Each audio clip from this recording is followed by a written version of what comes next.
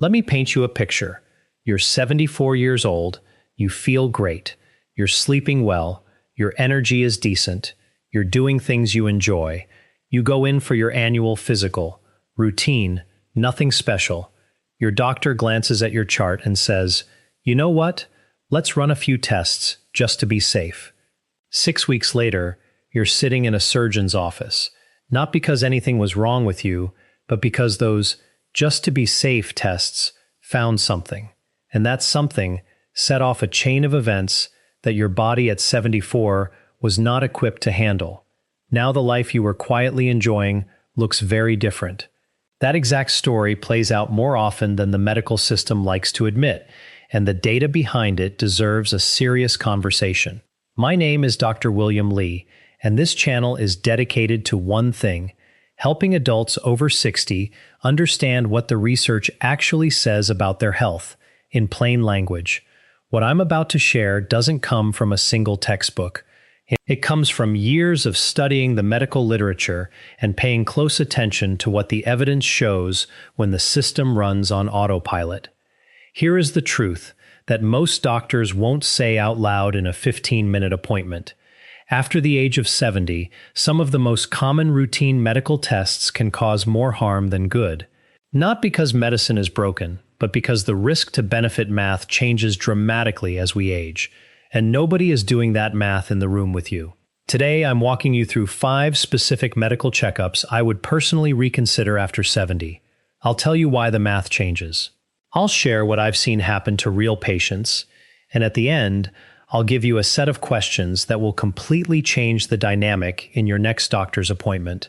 Stay with me through all 5, because number 3 has stopped many people in their tracks when they first hear it.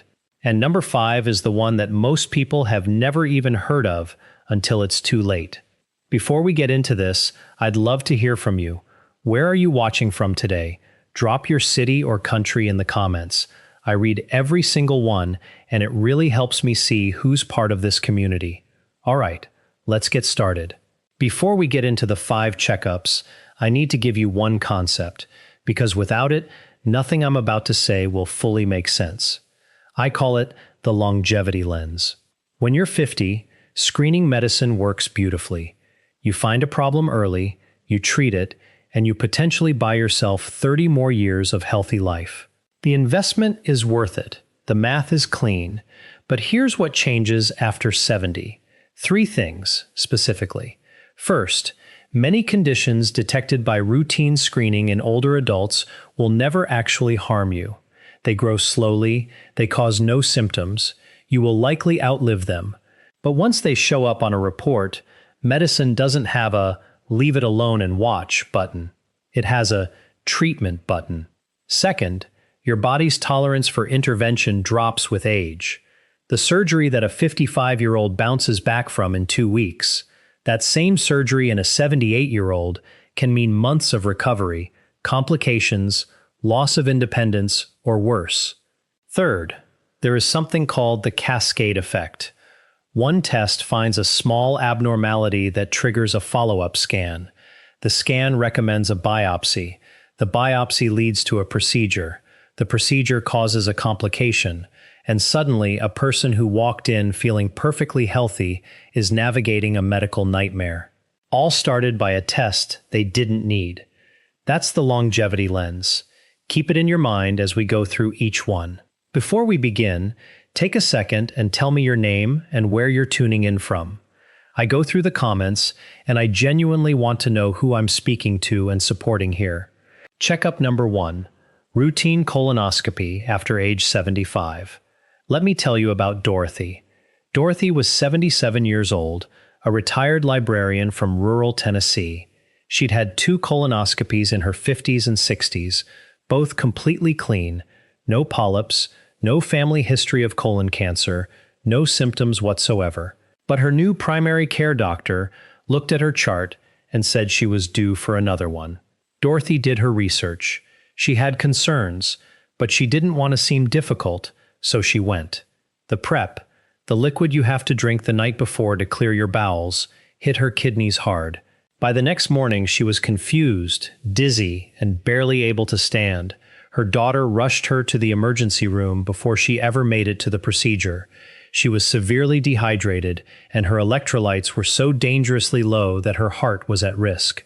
Dorothy spent 4 days in the hospital. She never had the colonoscopy. And the irony? She didn't need it. The United States Preventive Services Task Force, the gold standard body that sets screening guidelines in this country, officially recommends against routine colonoscopy screening for average-risk adults over the age of 75. The evidence is clear. After 75, if you have no symptoms, no family history, and clean previous scopes, the risks begin to outweigh the rewards. And those risks are real. Bowel perforation, a literal tear in your colon, occurs in approximately 1 in every 500 colonoscopies. In a younger adult, that's a manageable surgical complication. In a 77-year-old, it can mean emergency surgery, a colostomy bag, extended hospitalization, and a recovery that fundamentally changes your quality of life. Meanwhile, the colon cancers most likely to be found in asymptomatic older adults tend to grow slowly. Slowly enough that in many cases, they would never cause problems in a person's remaining lifetime. What to do instead? Ask your doctor about a non-invasive stool-based test like Cologuard or an annual FIT test. These can flag genuine warning signs without the procedural risks. And if you do have symptoms, blood in your stool, unexplained changes in bowel habits, that changes the equation entirely. See your doctor. Checkup number 2. Aggressive PSA prostate testing and annual mammography for low-risk patients. Let me be very precise here, because this topic deserves nuance. I am not saying never check for cancer. Cancer screening has saved millions of lives, and it can absolutely save yours. What I am saying is this.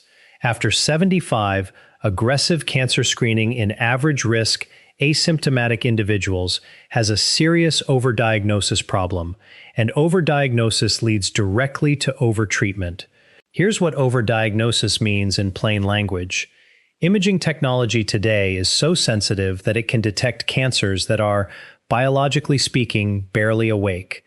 Tiny, slow-growing tumors that, left alone, would never spread, never cause a symptom, and never shorten your life. You would die with them, not from them. But the moment a radiologist writes the word malignancy on a report, the clinical machine turns on. Biopsies, specialist referrals, treatment decisions, all of it moves forward, regardless of whether the cancer actually poses a threat to you. Consider a case like Richard's. Richard was a 79-year-old retired mechanic from Georgia, sharp, independent, still fishing on weekends. Routine PSA came back slightly elevated. Biopsy confirmed a low-grade, slow-moving prostate cancer. His urologist recommended radiation therapy. Richard trusted the recommendation. He went through treatment.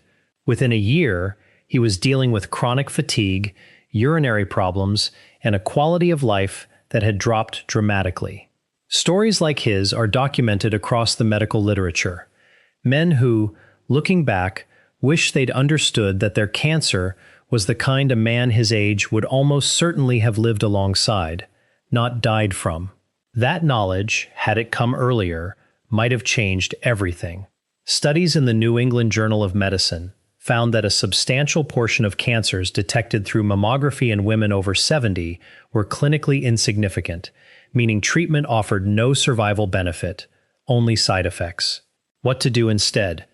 Have an honest conversation with your doctor about your specific risk profile. If you have a family history, genetic markers, or symptoms, screen. If you're average risk with no symptoms, ask your doctor directly. If we find something, what are the realistic treatment options at my age? And what would we likely recommend? That question alone often changes the conversation. If you're still here with me and finding this helpful, take a moment to type 2 in the comments. It lets me know you're watching and getting value from this. Checkup number 3, routine cardiac stress testing without symptoms. This one surprises people because it sounds so logical. Your doctor says, "You're 72, let's just make sure your heart is doing okay." You hop on a treadmill, or they give you a medication that temporarily stresses your heart, and monitor the response. Sounds benign. Sounds responsible. Here's the problem. Cardiac stress tests in people without symptoms have false positive rates that can reach 40% or higher in certain populations. That means nearly half the time the test flags an abnormality when your heart is actually fine. But medicine can't just shrug at an abnormal finding. That false alarm launches you into the next phase, a cardiac catheterization. Catheterization means threading a thin tube through your blood vessels, typically through your wrist or groin, directly into your heart. It's a serious procedure. Risks include bleeding, vessel damage, arrhythmia, and in rare cases, it can trigger the very heart attack or stroke you are trying to prevent. And here's where it gets even more counterintuitive. If the catheterization finds a partial blockage, which is extremely common in adults over 70, many of whom have no symptoms whatsoever, you may end up with a cardiac stent.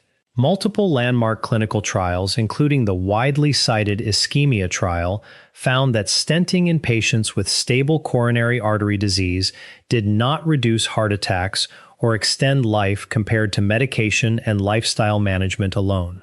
Let me say that again. The stent didn't help more than the medication, but it carried real risks of its own, and then a lifetime of blood thinners with their own bleeding complications. So you've gone from feeling fine, to routine test, to false alarm, to catheterization, to stent, to blood thinners, to ongoing monitoring. And you are no better off statistically than someone who simply managed it with medication and a 30-minute daily walk. What to do instead? If you have no chest pain, no unexplained shortness of breath, no dizziness during activity, routine stress testing is looking for problems in a population where problems are common and intervention doesn't always help. Talk to your doctor about optimizing your risk factors instead: blood pressure, cholesterol, blood sugar, activity level, sleep. That's where the real gains are. Checkup number 4, routine bone density DEXA screening with automatic medication. Here's one that makes people uncomfortable when I bring it up, because osteoporosis is real, and falls are devastating in older adults. So let me be careful. I'm not questioning the reality of bone loss with age. I'm questioning the automatic pipeline that often follows a DEXA scan result in patients over 75. A DEXA scan detects low bone density. Your doctor prescribes a bisphosphonate medication like alendronate or risedronate. You take them for years, assuming you're protected. But here's what often goes unmentioned. Long-term bisphosphonate use has been associated with a rare but serious condition called atypical femoral fractures, spontaneous stress fractures in the thigh bone, the very bone you were trying to protect. These fractures can be severe and require surgery. Additionally, these medications are linked to osteonecrosis of the jaw, bone deterioration in the jaw that is painful and very difficult to treat. Meanwhile, the most effective intervention for preventing fractures in older adults, bar none, isn't a medication, it's fall prevention. I'm talking about balance training. Studies show Tai Chi specifically reduces fall risk by nearly 50%. Removing tripping hazards from the home, installing grab bars, checking for medication side effects that cause dizziness, getting vision checked regularly, and ensuring adequate protein and vitamin D in the diet. These interventions reduce fracture risk more meaningfully than any pill, with zero side effects. I'm not saying never take medication for bone health. There are absolutely patients who need it, those who've had fractures, those with very low T-scores, those with specific risk factors. But a routine DEXA leading to automatic long-term medication for an active 74-year-old who has never broken a bone and is otherwise healthy? That's a conversation worth having, not a foregone conclusion. What to ask your doctor. Before we talk about medication, can we review my fall risk factors, and what's the actual fracture risk reduction from this medication compared to a structured fall prevention program? And if you've made it this far and you're getting value from this, type the number 4 in the comments. It's a simple way to let me know you're here and following along. Checkup number 5, asymptomatic carotid artery ultrasound screening. This is the one almost nobody is talking about, and based on what the research shows, it's one of the most quietly consequential.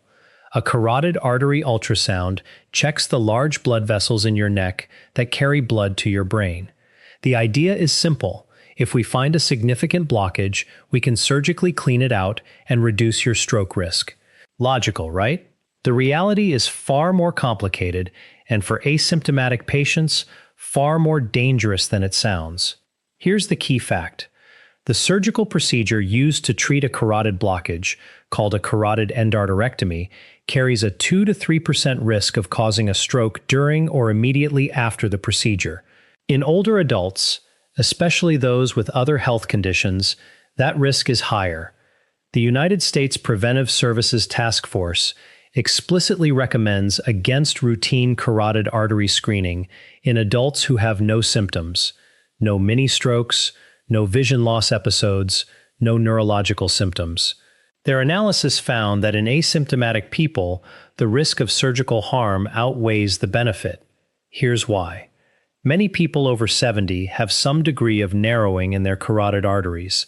That narrowing has often been there for years, stable, silent, not causing any problems. When you screen for it routinely, you find it, and then a well-meaning surgeon recommends fixing it. But the surgery to fix a blockage that was never causing symptoms can, and sometimes does, dislodge a tiny piece of plaque that travels directly to the brain. I'm not going to walk through a single case study for this one, because the documented outcomes are too significant to reduce to one anecdote. The medical literature shows people walking into a routine screening appointment and leaving on a completely different trajectory than they ever imagined. Not because of the blockage that was found, but because of the intervention that followed. What to do instead. If you have no symptoms of stroke or TIA, no sudden vision changes, no facial drooping, no arm weakness, no sudden severe headache, then routine carotid ultrasound is generally not recommended. The far better investment is in controlling the actual modifiable risk factors: high blood pressure, the single biggest stroke driver, blood sugar, smoking cessation, atrial fibrillation management, and staying active. If you do have any neurological symptoms, even brief ones that resolved, get evaluated immediately. That changes everything. Practical framework: the 5-question protocol. I promised you something you can use, so here it is. Every time your doctor recommends a screening test, especially if you're over 70 and feeling well, I want you to have these 5 questions ready. Write them down, put them in your phone, bring them to every appointment. Question 1. What is the false positive rate of this test in people my age? This tells you how likely the test is to trigger unnecessary follow-up procedures, even if nothing is actually wrong. Question 2. If this test finds something, what are the realistic treatment options for someone my age and health status? This forces the conversation toward outcomes, not just findings. Question 3. What is the procedural risk of any treatment we'd likely pursue? This is the question most people never think to ask. Every procedure has a risk, and you deserve to know it up front. Question 4. What happens if we monitor this instead of treating it? For many conditions found in older adults, watchful waiting with regular monitoring is a legitimate and often superior option. Question 5. What is the most effective, non-invasive intervention for this condition? Because very often, as with bone health, heart health, and stroke prevention, lifestyle and medication outperform procedural intervention with far less risk. Any good physician will welcome these questions. They will respect you more for asking them. And if your doctor dismisses these questions or makes you feel difficult for raising them, that's important information about whether that doctor is the right fit for you. I want to close with this. There is a difference between medicine that finds things and medicine that helps you live well. After 70, the goal of your healthcare shouldn't be to generate findings. It should be to protect and extend your quality of life, your independence, your energy, your ability to do what matters to you. The best physicians I've ever known understand that doing less sometimes takes more wisdom than doing more. That recommending watchful waiting requires more courage than ordering another scan. You have the right to know what a test is looking for. You have the right to know what happens if something is found. You have the right to ask whether a finding would actually be treated, and whether that treatment would genuinely improve your life. Medicine has given us incredible tools, but tools are only helpful when they're used in the right context, at the right time, for the right person. You are that person, and you deserve a healthcare experience that is built around your goals, your values, and your body, not around a checklist. If this video gave you a new way to think about your health after 70, please subscribe. I make videos like this every week, practical, evidence-based, and honest, to help you take control of your health in the years that matter most. And leave a comment below. Have you ever had a routine test that led somewhere you didn't expect? Your experience might be exactly what someone else needs to hear before their next appointment. Take care of yourselves. I'll see you in the next one. Thanks for watching.